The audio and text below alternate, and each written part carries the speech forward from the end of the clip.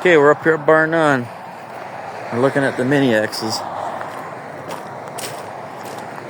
Man, you won't believe how many they got. I bet there's 60 of them just in this row, and there's quite a few over there. These people keep buying them. I don't know where they all go, but they come as fast as they can, and they leave just as fast. How many people need a back scratcher, huh?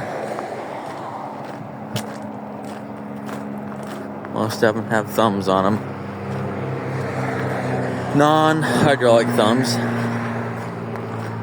Single cylinder little gas motor. There's a row down there too. Those ones got calves on them. Very interesting.